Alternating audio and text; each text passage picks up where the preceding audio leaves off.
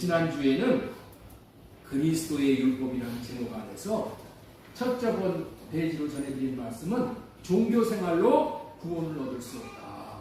종교생활로 구원을 얻을 수 없다. 이런 말씀을 전해드렸어요. 종교란 무엇인가? 종교란 자신의 육신 내 생각과 마음을 자신이 변화시켜서 구원을 받아보겠다는 것이 종교생활이에요. 기독교는 믿음으로 하나님께서 하신 약속을 믿고 생명이신 그리스도를 마음에 모셔드림으로 인해서 죄 문제를 해결받고 마음 안에서 말씀하시는 그리스도의 마음을 받아서 그 마음으로 넉넉히 율법을 지키고 살게 되므로 하나님의 형상에 이르는 거룩해지는 구원에 이르게 하는 것이 우리 기독교다. 그리스도가 주시는 마음이 법이 되어 줌으로 말미암아 율법을 지킬 수 있으므로 하나님의 생명을 누리는 몸된 교회 지체되어져 구원받는 것이 기독교라는 거예요. 그렇기 때문에 육신의 생명에서 나오는 자신의 생각과 마음으로 의식을 행하고, 다른 종교에서는 의식들을 행하잖아요. 그 의식을 행하고 그리고 율법을 지킴으로 구원을 받는다는 것을 가르치는 종교 생활로는 구원이 없어. 하나님의 약속을 믿는 믿음으로 주님은 머리로 우리는 몸으로 하나 되는 몸된 교회 되어 주님이 주시는 마음으로 구원받는다는 것이 기독교예요. 한마디로 기독교가 뭐냐? 자신이 교회되는 거예요. 내가 교회되는 게 기독교예요. 내 자신이 성전되어지는 것이 기독교에서 말하는 구원이야. 내가 교회되는 거. 내가 몸된 교회 되어지고 내가 성전이 되어져서 성전 안에서 말씀하시는 하나님의 마음을 받아 그 마음으로 삶으로 인해서 기쁨을 누리고 생명을 누리고 하나님이 우리에게 주시고자 하는 모든 생명과 풍성함을 다 누리게 해주시는 것이 이게 기독교라는 거예요. 기독교에서 말하는 구원인 거예요. 종교생활로는 구원을 얻을 수 없다는 말씀을 전해드렸고, 두 번째로 전해드린 말씀은 그리스도의 마음으로 율법을 완성한다. 하나님이 사람을 만드실 때 사람이 행복하고 성공적으로 살 수 있는 원리까지 주셨습니다. 그것은 자신에게 주어진 인생을 자신으로 살지 말라는 거예요. 자신으로 살지 말라는 말은 겉에 보이는 이 겉생명, 육신의 생명에서 나오는 자기 생각과 자기 마음으로 살지 말라는 거예요. 이 겉생명으로 사는 것은 겉생명 안에 들어와 있는 마귀 생명, 마귀 마음으로 사는 거예요. 그래서 이 겉생명으로 살면 마귀와 같은 인격이 나오는 거예요. 마귀같이 분노하고, 마귀같이 혈기 부리고, 마귀같이 판단하고, 마귀같이 정지하고. 이게 다 겉생명에서 나오는 거예요. 우리가 그렇게 살잖아요. 제가 그렇게 살잖아요. 겉생명으로 살지 말라는 거예요. 겉생명으로 살지 말라. 여러분들이 자기 자신으로 여기는, 나로 여기는 이 겉생명, 이 겉사람을 자기 자신으로 알고 자기 자신으로 살지 말라는 거예요. 자기로 살고자 하는 마음은 할례를 구하여 받고 그 대신에 저와 여러분들의 마음 안에 들어와 계시는 삼위 하나님의 마음으로 말미암아 살라는 거예요. 여러분들의 진짜 자기가 누구냐? 내 이 흙몸이 내가 아니고 내 안에 들어와 있는 속사람. 이 속사람이 진짜 나인 거예요. 이 겉생명은 죽으면은 100년밖에 못 살다가 가. 그러나 우리의 속사람은 죽지 않고 영원히 하늘나라에 가서 하나님과 영생을 누리고 살게 되잖아요. 이게 진짜 내가 누구라고요? 내 속사람이 진짜 나라는 거예요. 왜 이 속사람이 진짜 나냐? 이 속사람 안에 하나님이 들어오셔서 하나님의 마음을 주시기 때문에 그 하나님의 마음대로 살면은 잘 살 수가 있기 때문에 이 속사람으로 살아야 된다는 거예요. 정리하겠습니다. 한 번뿐인 인생을 육신의 생명으로 살면 실패예요.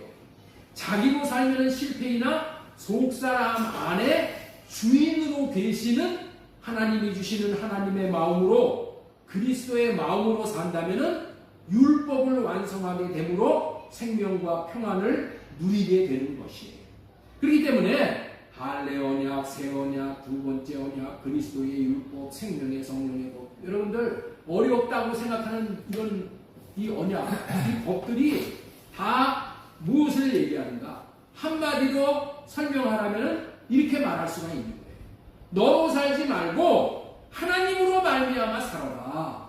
내 육신의 생각으로 하나님의 율법을 지키고 살려는 마음을 버리고 속사람 안에 계신 하나님으로 말미암아 주시는 하나님의 마음으로 살라는 법이 이게 할례 언약이고 새 언약이고 두 번째 언약이고 그리스도의 율법이고 진리의 법이고 생명의 성령의 법이고 다 똑같은 얘기를 합니다. 다 똑같은 얘기. 로마서 7장 6절 말씀 보겠습니다. 이제는 우리가 얽매였던 것에 대하여 죽었으므로 율법에서 벗어났으니 이러므로 우리가 영의 새로운 것으로 섬길 것이요 영의 생명으로 섬길 것이요 이렇게 말씀을 하고 계셔요. 이제는 육신의 생명에서 나오는 육신의 생각과 마음으로 살지 말고 속사람 안에 계신 영의 새로운 것인 주님의 마음으로 사는 것이 복음이다. 이런 뜻이에요. 이런 시대가 온 거야. 우리는 지금 이 복음의 시대가 온 거예요. 주님의 마음으로 사는 시대가 온 거야. 새 언약으로 사는 시대가 온 거야. 이렇게 사는 사람은 하나님의 생명을 날마다 보고 누리고 하나님의 나타남을 경험하며 살 수가 있는 거예요. 그런데 종교 생활로 들어가서 종교를 지키려고 하고 종교 생활을 하려고 하기 때문에 하나님과 막힙니다. 첫 생명으로 살아가는 거예요. 첫 생명으로 사는 거예요. 우리는 첫 생명으로 사는 것이 아니라 내 안에 계신 하나님의 생명으로 살아가야 한다는 거예요. 내 인생을 내가 살면 실패이나 내 인생을 하나님이 대신 사시도록 하라. 그러면 성공인 것입니다. 하나님이 대신 살아주시는 인생은 찬란한 인생이 되는 거예요. 이제까지 자기가 자기 인생의 주인인 줄 알고 자기 인생을 자기가 사는 것인 줄 알고 착하고 선하고 의롭게 살아보려고 한다는 거야. 살 수 있다 못 산다? 못 살아. 응? 자기가 자기 인생의 주인인 줄 알고 자기가 자기를 어떻게 교화시켜서 착하고 의롭고 선하게 살려보려고 했는데 실패했다면, 아니 실패할 수밖에 없다면은 이제부터는 자신의 인생을 자신으로 살지 말고 하나님으로 말미암아 살게 해주시도록 할례를 구하고 주님이 주신 마음으로 사심으로 하나님의 뜻을 행할 수 있으신 저와 여러분 되시기를 바랍니다. 자신의 인생을 하나님이 사실 수 있으시도록 자신을 내어드리면 하나님께서 저와 여러분들의 인생을 대신 살아주심으로 저와 여러분의 인생을 최고의 걸작품으로 만들어 주실 것입니다. 따라서 해주세요. 내 인생 나로 살면 실패인데 하나님이 살아주시면 최고의 성공입니다. 내 인생 나로 살면 실패인데 하나님이 살아주시면 최고의 성공입니다.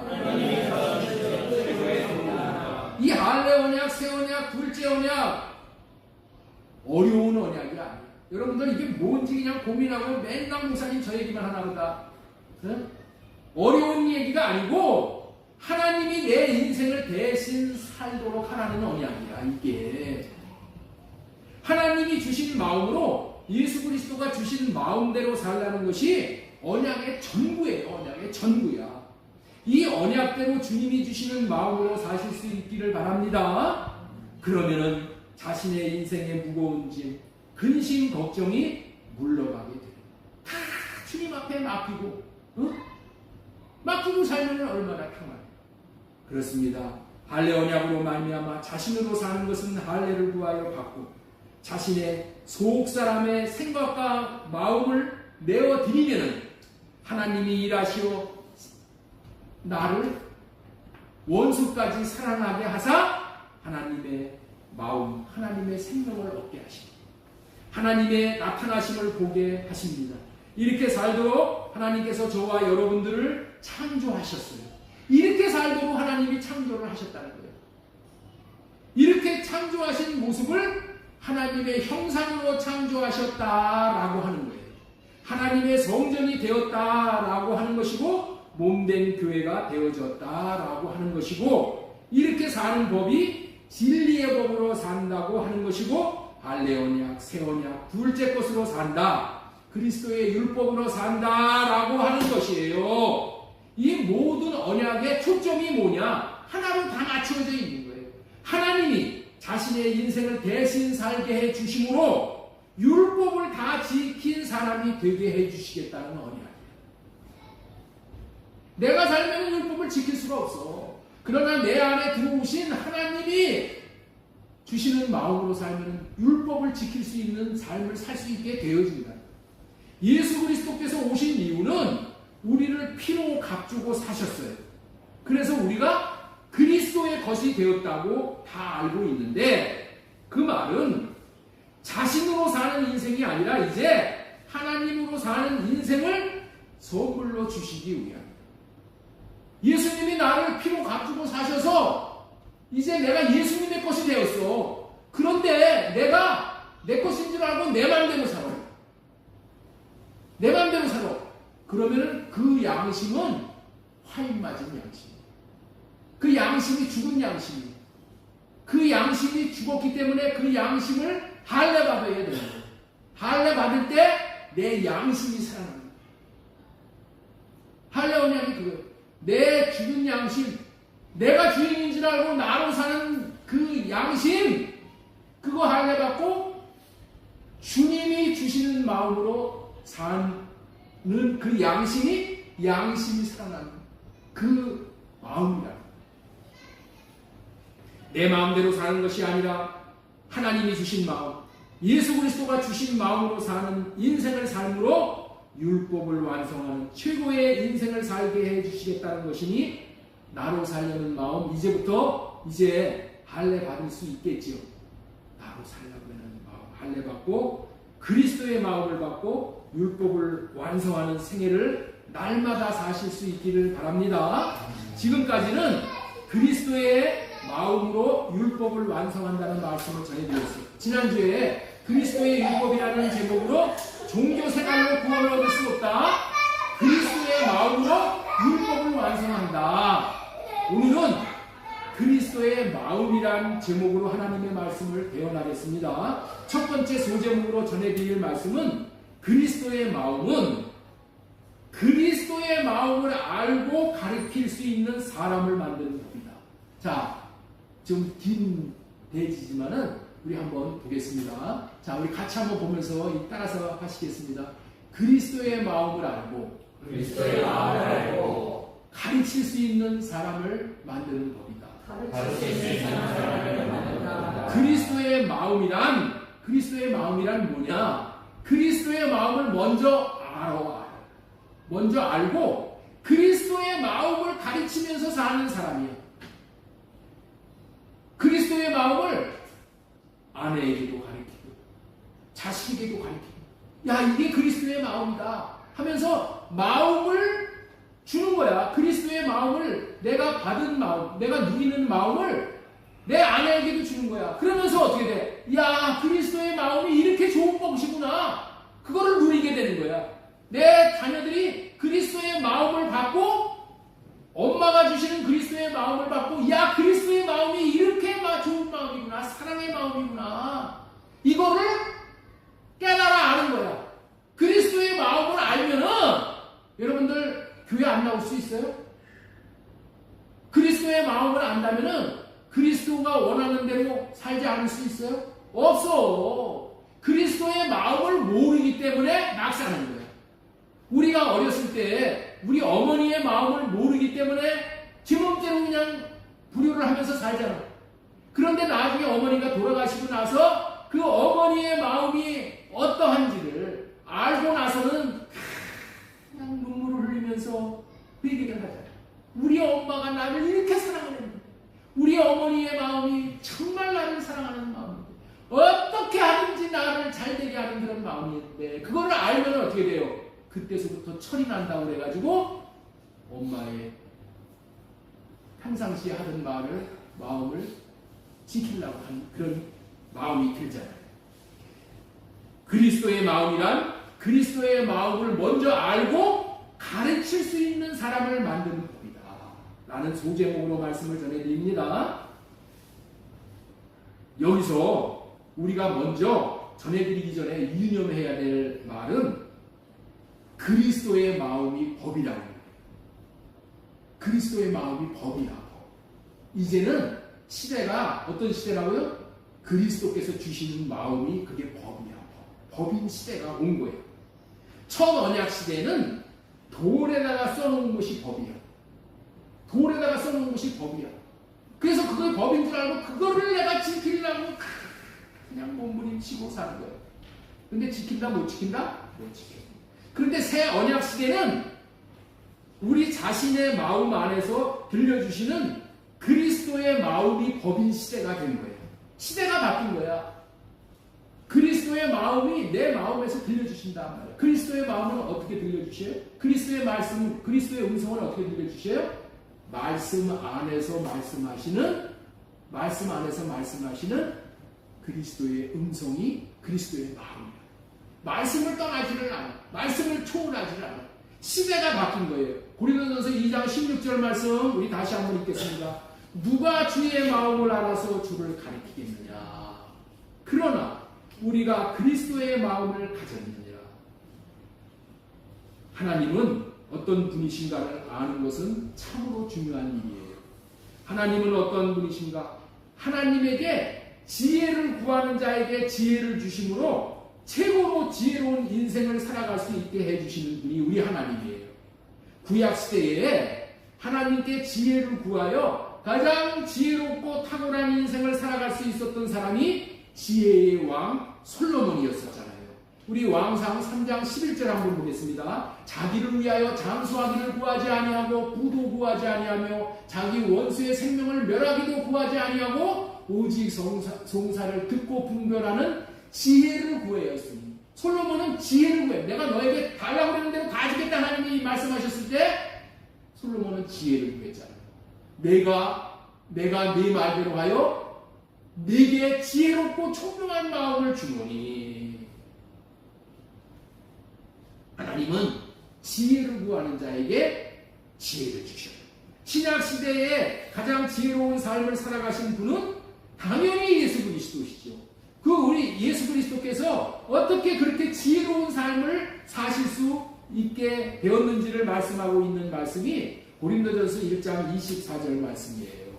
하나님의 지혜를 그대로 받고 사셨다. 그런 말씀이죠. 자, 우리 한번 보겠습니다. 오직 부르심을 받은 자들에게는 유대인이나 헬라인이나 그리스도는 하나님의 능력이요 하나님의 지혜니라. 자, 그렇다면 어떤 사람이 지혜로운 사람이 됐어요? 하나님의 관심이 있는 곳에 자신도 관심이 있고, 하나님이 관심이 없는 곳에는 관심을 안 갖는 사람이 지혜로운 사람이 되는 거예요. 그렇다면 하나님의 관심은 어디에 있을까요?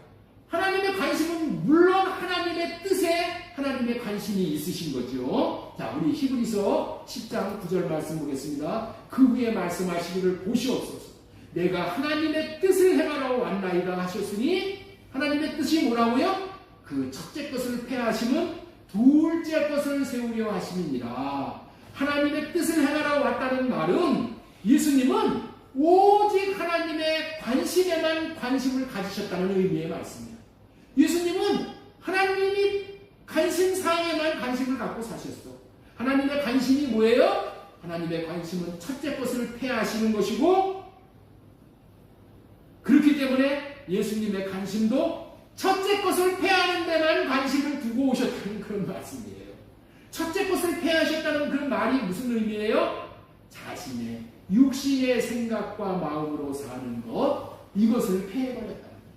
예수님이 이 땅에 오신 이유는 뭐라고요? 첫째 것을 폐하셔. 자기 육신의 생각으로 모세의 율법을 지켜보려고 하는 거, 이런 거 다 폐하셨다는 거예요. 자신의 육신의 생각과 마음으로 뭐를 해보려고 하는 거, 이거 폐하러 오셨대, 예수님이. 이거 폐해주러 오셨대. 우리는 이거를 폐할 수가 없기 때문에 예수님이 오셔서 폐해 주십니다. 다시 말해서 첫째 것에 관심을 갖도록 하는 거, 이런 것들을 폐하고 이제 첫째 것에는 관심을 안 갖도록 하기 위해서 예수님이 오셨다, 그런 말씀이에요. 그리고 둘째 것인 하나님이 주신 영으로, 하나님이 주시는 마음으로만 사는 것에 관심을 갖도록 해주시기 위해서 오셨다. 이해가 되셔요? 예수님은 하나님의 뜻을 행하러 오셨는데, 하나님의 뜻이 뭐라고요? 첫째 것을 폐하고 둘째 것으로 사는 거예요. 첫째 것은 뭐예요? 내 육신의 생각과 마음으로 하나님의 뜻을 내가 해보려고 해요. 이거 아닙니다. 폐해버렸어요. 그리고 둘째 것을 세우고 오셨어요. 둘째 것이 뭐라고요? 나는 안 되는 것을, 나는 내가 하려는 거 할래 받고 주님이 주시는 생각과 마음을 받아서 그 마음을 이루어드리는 그 삶이 둘째 것으로 사는 삶이라는 거예요. 이것만 관심을 가졌다는 거예요. 자, 무슨 말씀인가요? 무슨 말씀인가요? 하나님의 관심은 영이라. 둘째 것이 영이라. 주님의 마음으로 살. 하나님의 관심은 오직 영에 있으시오. 오직 마음에 있으시다. 하나님의 관심은 영이라는 것을 빨리 알아차리는 사람은 지혜로운 사람이에요. 로마서 7장 6절 말씀 다시 보겠습니다. 이제는 우리가 얽매였던 것에 대하여 죽었으므로 율법에서 벗어났으니 이러므로 우리가 영의 새로운 것으로 섬길 것이며, 우리 하나님을 어떻게 섬긴다고요? 영으로 섬기는 거예요. 영으로, 마음으로 섬기는 거예요. 하나님의 관심은 뭐에 있다고요? 마음에 있어요. 영에 있다고요. 하나님은 이처럼 우리가 영으로 섬기고 사는 것에 관심이 있으신 분이에요. 여기서 우리가 알아야 할 것은 하나님 자신도 영이셔요. 예수님도 영이시고, 하나님은 피조물 중에 사람을 영적인 존재로 만드셔가지고 우리 사람이 뭐예요? 영적인 존재예요. 영이라는 거예요. 그리고 천사를 뭘로 만들으셨어요? 영으로 만들었어요. 영적인 존재로 창조하셨기 때문에 타락한 천사인 사탄, 마귀, 귀신도 영적인 존재야. 왜 이렇게 영으로 창조하셨을까요? 자, 질문할까요? 질문할까요? 하나님이 왜 우리를 영으로 창조하시고, 천사도 영으로 창조하시고, 하나님도 영이시고, 다 영이냐는 거예요. 왜 그래요? 왜 그래? 왜 그래? 하나님의 관심은 영임을 분명히 밝히시는 의미의 말씀. 하나님의 관심은 뭐라고요? 영이야, 영. 육이 아니라 영이란 말이에요. 영이 먼저 있는 거예요. 사람이 이 세상에서의 과정을 마치고 죽으면은 육신의 몸을 벗고 이제 영혼이 떠나가 영혼만이 사는 영혼의 때를 맞이하게 되는 거예요. 영혼의 때는 이 육신의 몸 갖고 거기 가서 못 살아. 그래서 우리는 어떻게 돼요? 영혼의 때에, 이 영의 세계에 들어가서 살 수 있는 준비를 다 해야 돼. 그게 뭐예요? 영으로 사는 준비. 영을 받아들여서 영으로 사는 준비를 해야 되는 거예요. 그리고 우리의 이 영혼이 몸을 입어. 우리의 영혼도 몸을 입어요. 네. 육신의 몸을 우리는 이 땅에서 살 때 육신의 몸을 입지만은 이제 우리 영혼의 시대 때도 우리의 몸을 입어. 이 몸은 어떤 몸이냐? 부활의 몸을 입는. 부활의 몸. 이해가 되시죠? 이 부활의 몸은 이런 육신의 몸하고는 달라. 이 부활의 몸은 천국에 들어가서 살기에 적합한 몸이야. 그런 몸을 입어. 예수님이 그 몸을 입고 제자들에게 찾아오십니다. 우리는 이 영에 관심이 있어요. 왜 그래? 하나님의 관심이 영에 있으시기 때문에, 영혼에 있으시기 때문에. 마찬가지로 우리도 지혜로운 사람이라면은 우리의 관심도 영혼에 있어 영적인 사람, 영에 속한 사람이 되어야 하는 거예요. 우리는 영의 관심을 갖고 삶으로 영이 잘 되기를 바라는 거예요. 자, 요한일서 3장 2절 사랑하는 자여 내 영혼이 잘됨같이 네가 범사가 잘되고 강건하기를 내가 강구하노라. 하나님은 무엇에 관심이 있다고요? 영혼에 먼저 관심이 있어요. 영혼이 잘된 자에게 범사가 잘되고 건강해지게 해주고 먼저 영이라는 거예요. 영혼에 관심을 갖고 영혼이 잘 되어야 하나님이 기뻐하시는 지혜로운 사람이 되는 거예요. 영혼이 잘 된다는 것이 뭐예요? 영혼이 잘 된다는 것이 그게 구원이야. 자, 베드로전서 1장 9절 믿음의 결국 곧 영혼의 구원을 받으니라. 사람의 육신의 몸을 입고 사는 시간은 길어야 100년에 불과하지만은 이 영혼은 죽지 않고 영원한 시간을 천국에서 사는 존재가 우리의 영혼이야. 거듭난 영혼, 구원받은 영혼. 그렇기 때문에 지혜로운 사람은 자기 영혼에 대해서 관심이 많은 사람입니다. 하나님께서 우리를 사랑하시기 때문에 우리의 영혼에 관심을 많이 가져주시는 분이셔요.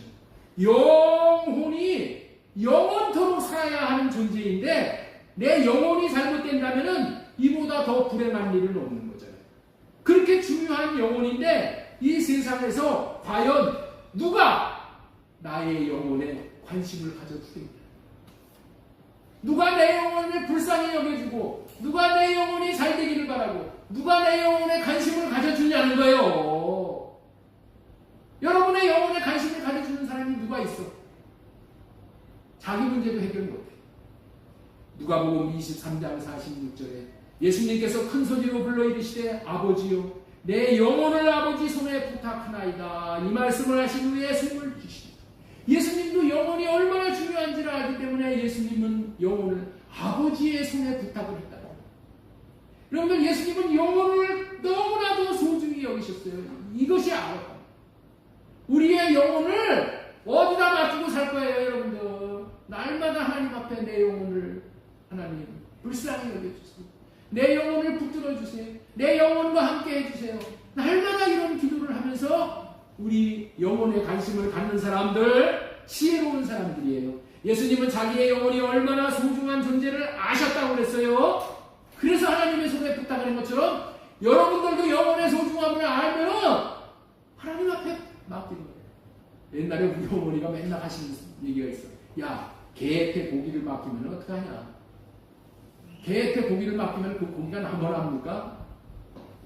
왜냐하면 이 세상은 영혼의 도둑질 하려고 그러는 이 마귀 귀신들이 넘치는 것이 우리의 영혼 오직 하나님 앞에 의탁드려요. 여러분의 영혼에 관심을 가져주는 분이 여러분들에게는 가장 귀한 분이라는 것을 알아야 합니다. 하나님의 관심은 우리가 영의 사람이 되는 거예요. 육의 사람에서 영에 속한 사람, 영의 사람이 되는 것이 가장 성공적인 인생을 사는 거예요. 그래서 하나님께서 우리 영혼의 관심을 가지십니다. 영혼의 관심을.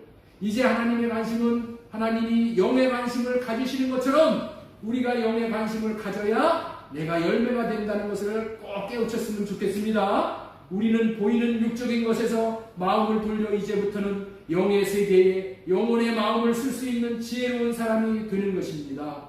하나님은 우리에게 어떻게 하든 영에 대해 알고 영의 세계에 대해서 잘 알고 영적인 사람이 되시도록 하는 일에 관심을 쓰시는 분이시오. 세상 만물들을 통해서 영의 세계를 하나님은 알게 하시는 거예요.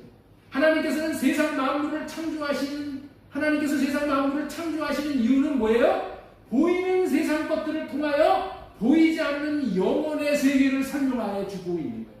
하나님이 보이지 않는 영혼의 세계를 우리에게 설명한다고 해서 알 수가 없어. 우리는 아무도 알 수가 없어. 그래서 최고의 교사가 되신 우리 하나님은 세상에 보이는 것들을 통해서 이 영의 세계를 설명을 해주는 거예요.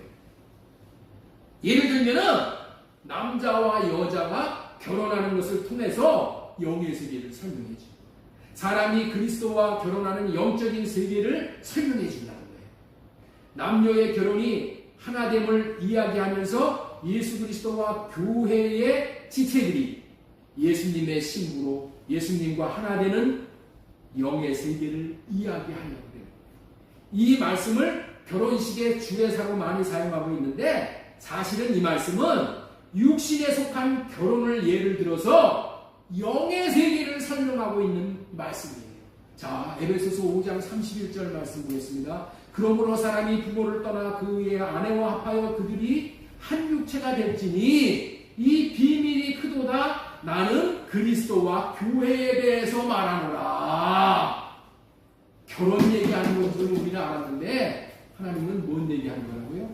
이 결혼을 통해서 영의 세계를 알려줘요. 우리가 예수 그리스도와 신랑과 신부로 결혼해야 되는 그런 관계임을 알려줘요. 우리가 교회가 되어야 되는 관계임을 알려주는 거예요. 이와 같이 세상의 만물들을 통해서 하나님께서는 궁극적으로 영혼의 세계를 설명해 알려주신다는 것을 알아야 하고, 성경도 이렇게 영혼의 세계를 설명해 주시기 위해 주셨다는 것을 우리는 알아야 돼요. 이 성경을 영의 세계를 설명해 주는 말씀으로 볼 수 있는 눈이 있어요.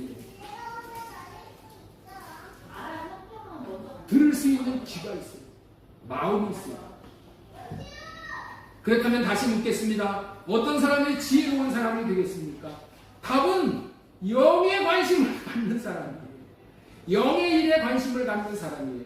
육적인 일을 벗어나 영의 일에 관심을 가질 뿐만이 아니라 힘쓰는 사람이라는 거예요. 오늘 말씀드리는 영혼이라는 의미를 마음이라고 이해를 하면은 여러분들이 좀 이해가 좀 쉬울 거예요. 영혼이란 마음이다라고 이해하시고 따라오실 수 있기를 바랍니다. 제가 전하고 싶은 내용은 육신의 생각과 마음을 얘기하는 것이 아니라 속사람의 생각과 마음 얘기예요. 속사람의 생각과 마음. 이 마음의 세계가 너무나도 중요하기에 오늘은 이 마음의 세계에 대해서 전해드리고자 그리스도의 마음이라는 제목으로 그리스도의 마음을 알고 가르칠 수 있는 사람을 만드는 법이다라는 말씀을 배워나고 있는 중입니다. 이제까지 말씀을 드렸으니 질문 한 가지 더 하고 넘어가겠습니다. 사람의 한 번뿐인 인생을 어디에 투자해야 가장 지혜로운 인생을 살았다고 할 수 있겠습니까? 사람의 한 번뿐인 인생을 어디에 투자하고 살아야 가장 지혜로운 인생을 살았다고 할 수 있겠냐는 거예요. 하나님의 관심은 영혼에 투자를 하는 거예요. 하나님의 관심은 영혼이라니까. 다시 말해서 마음에 투자를 해야 된다는 거예요. 하나님은 사람마다 한평생의 일생을 주셨어요. 사람마다 한평생의 일생을 주셨어. 그렇다면 그 일생을 어디에 투자해야 한다는 얘기냔 말이에요. 어디에 투자하고 살아야 된단 말이에요.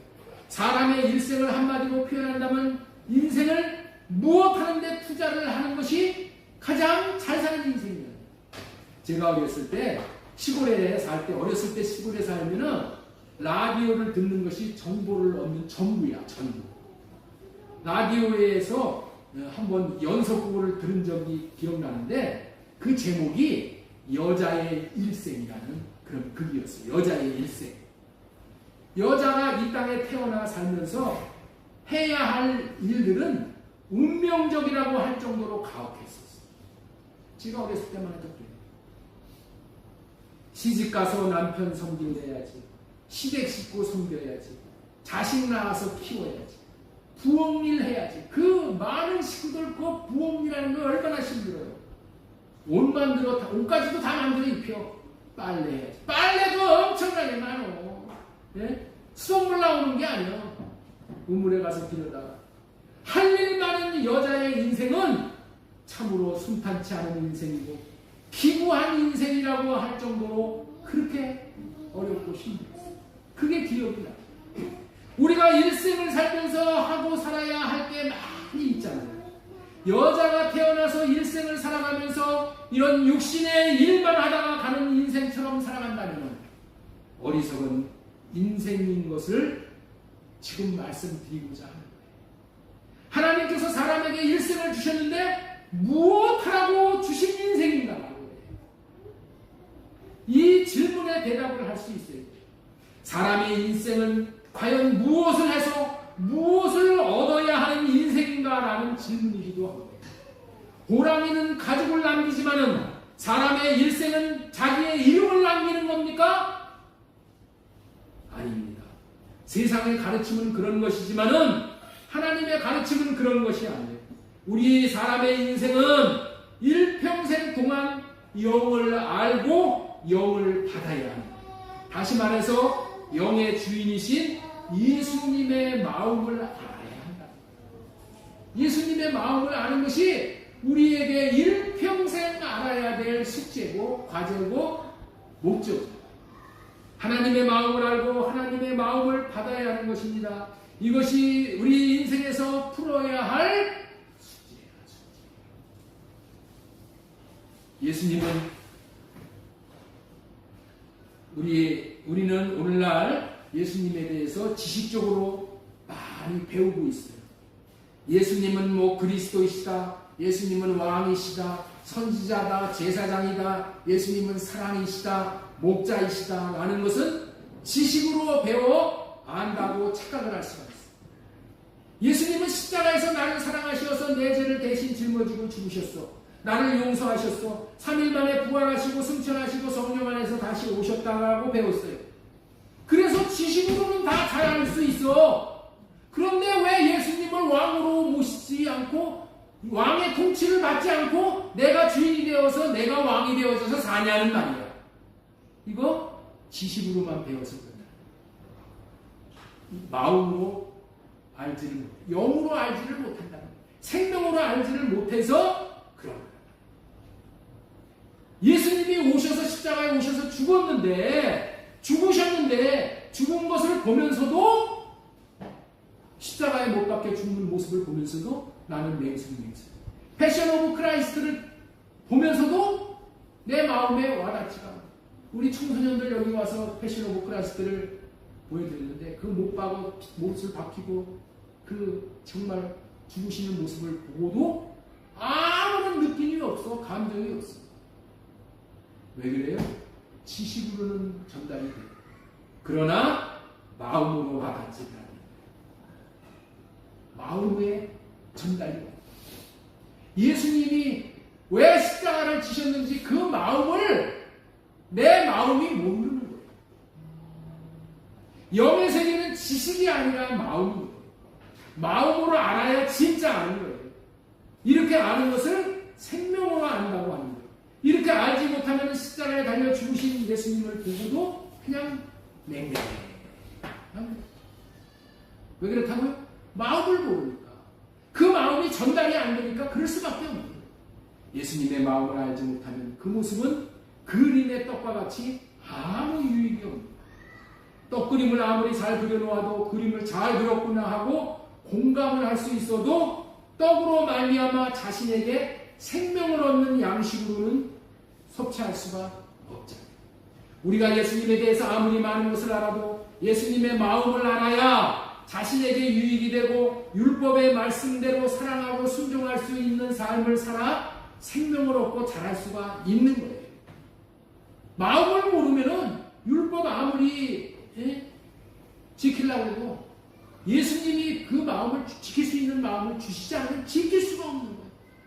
그래서 예수님을 알되 생명으로 알아야 하는데 그 생명으로 안다는 것은 예수님의 마음을 안다는 거예요. 그래서 호세아서 6장 6절 말씀에 나는 인애를 원하고 제사를 원하지 아니하며 번제보다 하나님을 아는 것을 원한다. 여기서 하나님을 아는 것이란 하나님의 마음을 아는 것을 말하는 거예요. 우리의 남은 생애에 오직 알아야 할 것은 하나님의 마음을 아는 것이 되어야 한다는 거예요. 돈 맛을 아는 사람들은 돈 쫓아가지요. 그렇죠? 권력만, 명예 맛을 알면은 그걸 쫓아갑니다. 돈만 알고 권력만 알고 명예만 아는 것이 아니라 하나님의 마음을 맛보아 알아야 합니다. 호세아 6장 3절 그러므로 우리가 여호와를 알자. 심써 여호와를 알자. 그의 나타나심은 새벽빛같이 어김없나니 비와 같이 땅을 적시는 늦은 비와 같이 우리에게 임하십니다. 하나님은 하나님의 마음을 계속 보내주십니다. 그런데 나는 관심이 없어. 마음을 안 해요. 다윗은 하나님의 마음을 알았습니다. 그래서 내 마음에 합한 자라고 했어요. 사도행전 13장 22절 다윗을 왕으로 세우시고 증언하여 이르시되 내가 이새의 아들 다윗을 만나니 내 마음에 맞는 사람이라 내 뜻을 다 이루리라. 이런 사람을 택해서 하나님은 하나님의 뜻을 이루신다. 마찬가지로 오늘 예수님에 대해서 가장 잘 아는 사도 바울이 예수님에 대해서 알아야 할 것이 무엇인지를 오늘 말씀하고 있으셔요. 자, 고린도전서 2장 16절 우리 다시 한번 읽어보겠습니다. 누가 주의 마음을 알아서 주를 가르치겠느냐? 그러나 우리가 그리스도의 마음을 가졌느니라. 누가 주의 마음을 알겠는가? 주의 마음을 아는 사람이 거의 없다는 것이 함축되어져 있는 말씀이지. 누가 주의 마음을 알겠느냐? 나는 너희들이 주님의 마음을 알았으면 좋겠다. 나는 너희들이 주님의 마음을 알았으면 좋겠다. 더 이상 바라고 원하는 것이 없겠다. 이것만 알면 지식적으로 아는 것이 아니고 배워서 아는 것이 아니고 지난주에 말씀드린 대로 새 언약으로 말미암아 주님께서 마음에 법을 새겨주심으로 마음으로 아는 암, 삶을 통해서 경험적으로 아는 알을 알기를 원한다. 그런 마음이에요. 그런 말씀이에요. 그런데 왜 우리는 하나님을 알지 못하는가요? 그 이면에는 마귀의 영이 사람의 마음을 혼미하게 해서 모른다고 밝혀주시고 있어요. 자, 고린도후서 4장 4절 말씀 보겠습니다. 그 중에 이 세상의 신이 믿지 아니하는 자들의 마음을 혼미하게 하여 이 세상의 신이 새 언약을 믿지 않는 새 언약의 중보자로 오신 예수님을 믿지 않는 사람들의 마음을 뭐하게 한다고요? 혼미하게 한대요. 혼미하게 하는 게 뭘까요? 호세아 5장 4절 보겠습니다. 그들의 행위가 그들은 자기 하나님에게로 돌아가지 못하게 하느니 이는 음란한 마음이 그 속에 있어 여호와를 알지 못하는 것 아니라. 이 세상에 마음을 빼앗긴 마음을 음란한 마음이라고 합니다. 음란한 마음. 어디에다가 마음을 뺏겨요? 돈에다가 뺏기고 살잖아요. 우리가. 그렇죠? 권력에다가 마음을 뺏기고 살잖아요. 명예에다가 마음을 뺏기고 살잖아요. 우리가 자기가 원하는 취미 생활에 마음을 뺏기고 하여튼 이 모양 저 모양으로 마음을 뺏기고 사는데 그 뺏기고 살게 하는 그 원인 제공자가 누구라고? 세상의 영이라는 거예요. 세상에서부터 나온 거라고. 이 마음을 세상의 영인 사탄 마귀 귀신이 준다. 사탄 마귀 귀신이 주어서 세상의 것을 추구하고 살게 하는 거야. 돈 추구하고 명예 추구하고 권력 추구하고 학벌 추구하고 가방끈 길게 하고 이런 게 추구하다 보니까 하나님 앞에 하나님의 마음을 구하는 일에는 관심이 없어요. 그렇기 때문에 우리는 육신의 생각과 마음을 주는 마귀를 쫓아내는 할례를 가야 됩니다. 세상의 영은 사탄 마귀 귀신이야. 세상의 영 사탄 마귀 귀신을 내가 쫓아낼 수 있는 힘은 우리가 없어. 그래서 누가 해주셔야 된다고? 하나님이 쫓아주시. 하나님이 쫓아주신 일을 구하는 것이 성령으로 말미암아 할례를 구하는 거예요. 할례 받고 주님이 주시는 마음으로 살다 보니까 그리스도의 마음을 알게 되는 이런 마음과 마음이 연결되어 아는 마음을 아는 마음, 예수님의 그 사랑의 마음, 긍휼의 마음, 상한 갈대도 꺾지 않으시고 꺼져가는 심지도 끄지 않으시는 그 마음이 자신의 마음에 흘러 들어와서 예수님의 마음을 아는 마음, 예수님의 마음을 아는 마음, 이런 마음을 아는 알을 알았으면 좋겠다라고 지금 사도 바울이 우리에게 그 마음을 전해요. 자신이 주님의 마음을 알므로 주님의 마음을 다른 사람에게도 알도록 가르칠 수 있었으면 좋겠다. 그런 말. 자, 고린도전서 2장 16절. 누가 주의 마음을 알아서 주를 가리키겠느냐. 그러나 우리가 그리스도의 마음을 가졌느냐.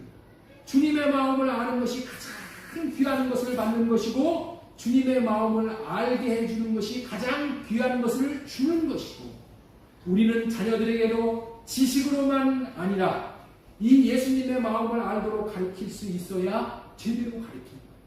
남편에게도 아내에게도 예수님의 마음을 알려줄 수 있다면 성공. 나는 성공한 인생이 됩니다. 그러면서 사도 바울은 이렇게 아는 것은 어렵지 않다. 나와 교제하고 있는 이 지체들은 이미 사도 바울과 사도 바울에게서 그리스도의 마음을 전달받은 사람들은 예수님의 마음을 다 알게 되었다. 다 알게 되었어요. 여러분들도 예수님의 마음을 다 알게 되신 줄로 믿습니다. 이런 의미에서 사도 바울은 최고의 교사였던 거예요. 사도 바울은 지식적으로 잘 가르치는 교사일 뿐만이 아니라 주님의 마음을 알도록 가르치는 교사였어요. 어떻게 해서 그렇게 되었습니까? 사도 바울 자신이 마음을 알도록 가르치는 할례언약, 새언약, 진리의 법, 그리스도의 율법을 믿음으로 말미암아 날마다 육신의 생각은 할례받고 주님을 사랑하게 하사 사랑을 하다 보니까 하나님의 마음을 받아 하나님의 마음을 생명으로 알게 되어졌다. 자신이 이걸 간증 거예요. 이와 같은 복을 주시는 언약이 할례언약, 새언약, 두번째 언약인 것입니다. 성령으로 말미암아 새 언약을 믿고 주님의 마음을 구해서 삶으로 말미암아 경험적으로 예수님의 마음을 알 수 있는 최고의 인생이 되어질 수 있기를 바랍니다. 성령이 아니면은 주님의 가장 깊은 곳인 주님의 마음을 알 수 없기 때문에 주님의 마음을 우리가 누릴 수가 없습니다. 고린도전서 2장 10절 보겠습니다. 오직 하나님이 성령으로 이것을 우리에게 보이셨습니다. 성령은 모든 것, 하나님의 깊은 것까지도 통달하시느니라. 성령을 호흡함으로 모셔드려 할례받고 사랑함으로 하나님의 깊은 곳까지 통달하시오. 주님의 마음을 아는 저와 여러분들 다 되실 수 있기를 소망드리고 축원합니다. 아멘. 지금까지 전해드린 말씀은 첫 번째 대지, 그리스도의 마음을 알고 가르치는 사람을 만드는 법이 그리스도의 마음이다. 이 말씀을 전해드렸습니다. 자, 두 번째 조금만 더 전해드리겠습니다. 그리스도의 마음은 믿음의 법으로 받는다. 그리스도의 마음은 첫 번째 어떻게 돼요? 이렇게 마음을 주시겠다는 언약을 믿어야 돼요. 믿어야 돼요. 믿지 않으면은 혼미하게 하는 영들이 역사를 해요. 그래서 이 세상에 음란한 것을 쫓고 살게 만듭니다. 그리스도의 마음을 아는 것이 우리 인생 전부를 투자해서 받아야 할 만한 가치가 있는 보화와 같은 존재입니다. 그런데 우리 마음은 이 마음을 주시겠다고 한 할례 언약과 새 언약과 둘째 언약을 통해서 맹세로 약속을 하셨어요. 하나님께서 이 마음을 주시겠다고 맹세를 하셨어요. 자, 우리 에레미야 31장 33절. 그러나 그날 후에 내가 이스라엘 집과 맺을 언약은 이러하니 내가 나의 법을 그들의 속에 두며 그들의 마음에 기록하리라. 마음을 주신다는 언약이에요.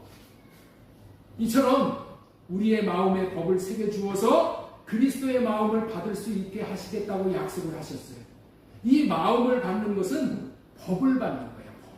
주님의 음성을 듣는 것과 같은 의미의 말씀이에요. 그런데 많은 사람들이 자신은 주님의 음성을 못 듣는다, 주님의 마음을 받을 수가 없다고 절망하는 사람들이 지금 대부분입니다.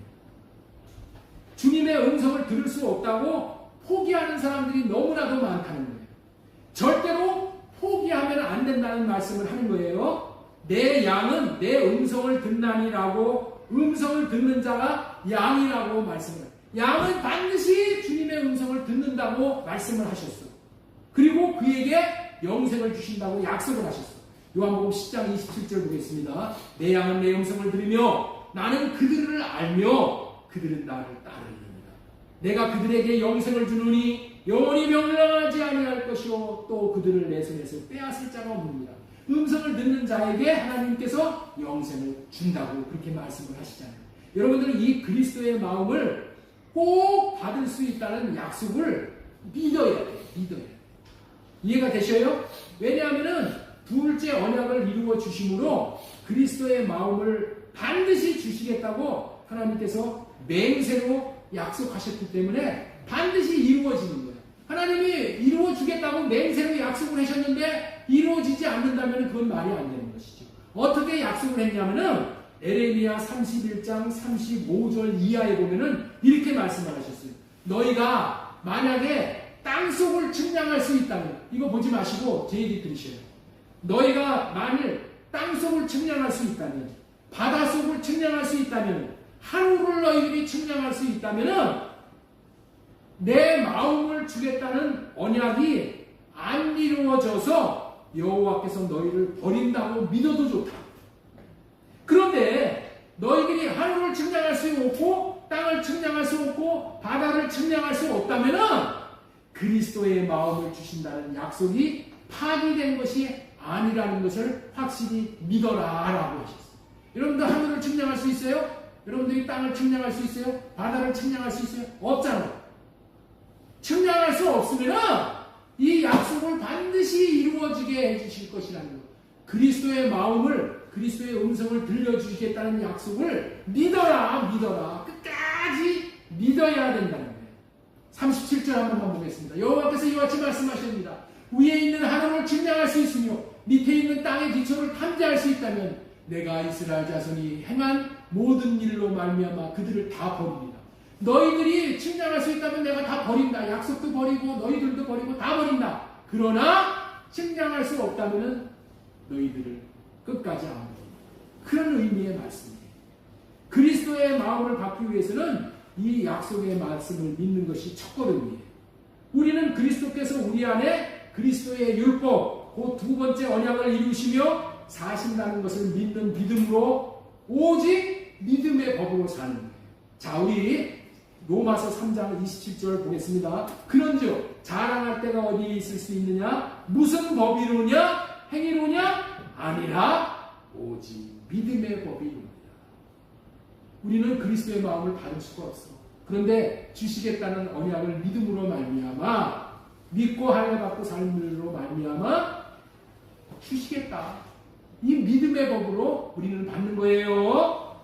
갈라디아서 2장 16절 사람이 의롭게 되는 것은 율법의 행위로 말미암이며 오직 예수 그리스도를 믿음으로만 줄 알므로. 우리는 말씀하시고 이루시는 하나님을 믿는다면 우리에게도 주님의 음성을 들려주신다. 주님의 마음을 주심으로 주님의 마음으로 살 수 있어 율법을 지킬 수 있으므로 주님이 아신다고 하시어서 하늘의 신령한 복을 다 받아들일 수 있게 해주실 것을 믿는 믿음으로 사실 수 있기 바랍니다. 마지막으로 믿는다면은 해야 할 일입니다. 마지막으로 믿는다면은 하나님께서 이렇게 반드시 맹세로 약속을 하셔서 이루어질 것이다. 너희들이 주님의 음성을 들을 것이다. 주님의 마음을 받을 것이다. 라는 약속을 이렇게 해주셨어도 한 가지 할 것이 있다는 거예요. 한 가지. 에스겔 36장 37절. 저 여호와께서 이같이 말씀하셨습니다. 반드시 이루어지겠다고 말씀하셨느니라. 그래도 이스라엘 족속이 이같이 자기들에게 이루어지기를 내게 구하여야 할지라. 오늘 전한 대로 우리는 하나님이 약속을 이루어 주실 것을 믿어야 되는 겁니다. 믿어야지 되지만은 믿고 해야 될 게 뭐라고요? 기도하라. 믿지 않는 자들은 기도하지 않습니다. 그러나 믿는 자들은 자신에게 이루어지기를 기도합니다. 하나님은 기도가 있어야지 이 일을 하실 수 있어요. 하나님은 기도로 일하시는 분이에요. 우리가 기도할 때 하나님은 일하시는 것입니다. 기도를 바탕으로 일하십니다. 하나님이 일하실 수 있도록 우리가 기도해서 우리 여기에 참여한 분들 한 사람도 예외 없이 주님의 마음을 받고 주님의 마음을 가르칠 수 있는 그런 최고의 인생을 살 수 있기를 예수님의 이름으로 축원합니다.